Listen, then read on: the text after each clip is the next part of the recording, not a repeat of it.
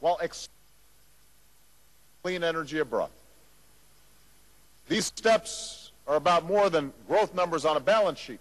They're about whether a young person with an education can get a job that supports a family. A farmer can transfer their goods to the market.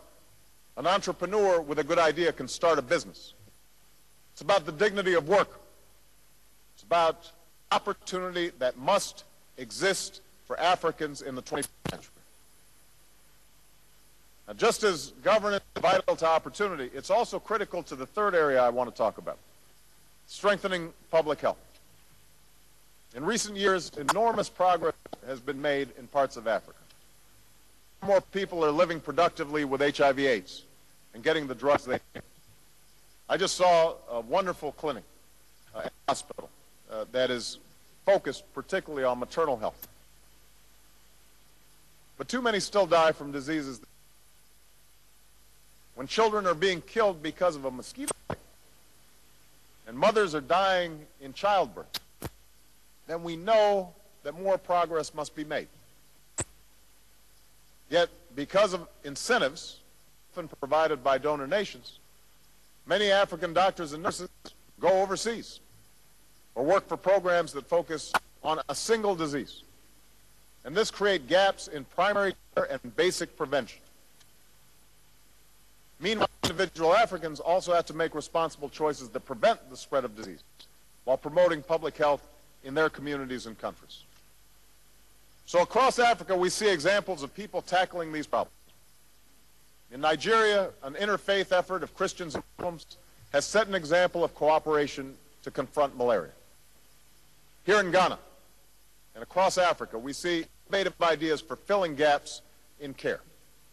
For instance, through e-health initiatives that allow doctors in big cities to support those in small towns.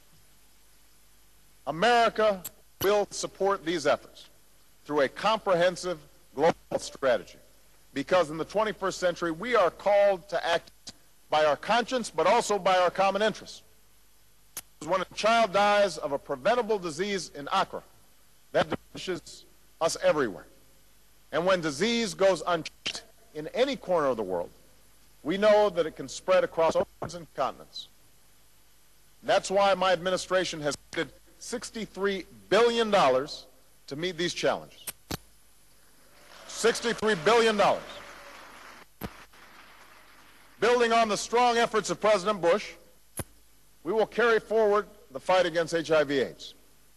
We will pursue the goal of ending deaths from malaria and tuberculosis, and we will work to eradicate polio. We will fight neglected tropical disease. And we won't confront illnesses in isolation. We will invest in public health systems that promote wellness and focus on the health of mothers and children.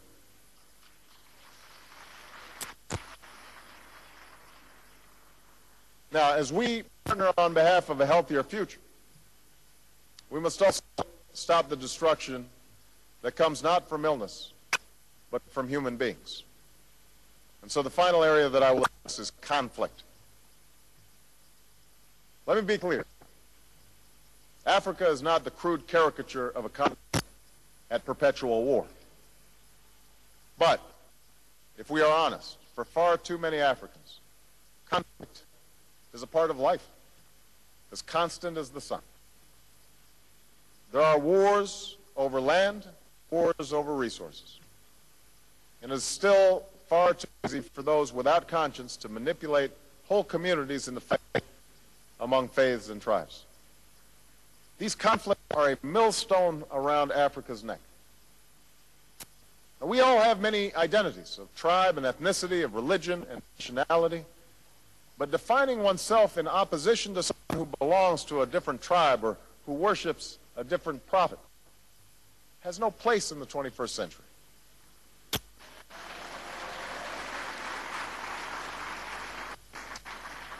Africa's diversity should be a source of strength, not a cause for division. We are all God's children. We all share common aspirations to live in peace and security, to access education and opportunity, to love our families and our communities and our faith. That is our common humanity. That is why we must stand up to inhumanity in our midst. It is never justifiable to target innocence in the name of ideology. It is the death sentence of a society to force children to kill their parents. It is the ultimate mark of criminality and cowardice to condemn women to relentless and systemic rape. We must bear witness to the value of every child in Darfur and the dignity of every woman in the country.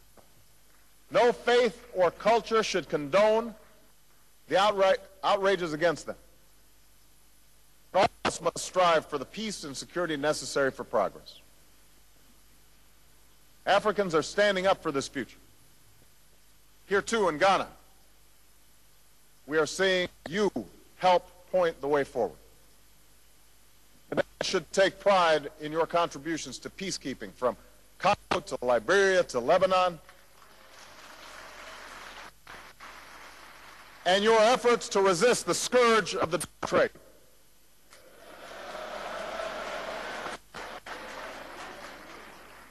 We welcome the steps that are being taken by organizations like the African Union and ECOWAS to better resolve conflicts, to keep the peace, and support those in need. And we encourage the vision of a strong regional security architecture that can bring effective transnational forces to bear when needed.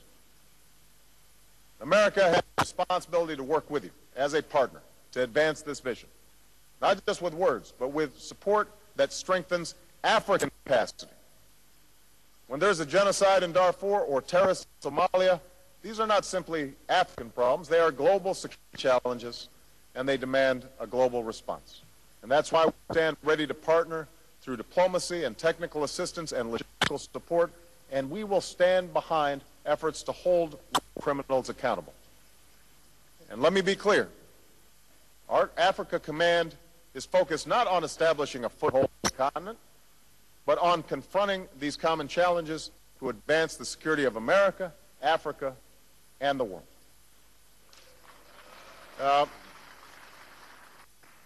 In Moscow, I spoke of the need for an international system where the universal rights of human beings are respected and violations of those rights are opposed. And that must include a commitment to support those who resolve conflicts peacefully, to sanction and stop those who don't, and to help those who have suffered. But ultimately, it will be vibrant democracies like Botswana and Ghana which will back the causes of conflict and advance the frontiers of peace and prosperity. As I said earlier, Africa's future is up to Africans. The people of Africa are ready to claim that future. And in my country, African Americans, including so many recent immigrants, thrived in every sector of society. We've done so despite a difficult past, and we've drawn strength from our African heritage. With strong institutions and a strong will, I know that Africans can live their dream in Nairobi and Lagos, Kigali, Kinshasa, Harare, and right here in Accra.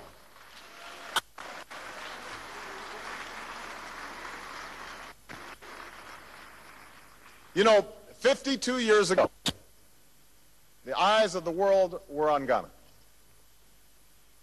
And a young preacher named Martin Luther King traveled here to Accra to watch and the Ghanaian flag go up. This was before the March on Washington or the success of the civil rights movement in my country. Dr. King was asked how he felt while watching the birth of the nation. And he said, "It renews my conviction in the ultimate triumph of justice. Now that triumph must be won once more, and it must be won by you."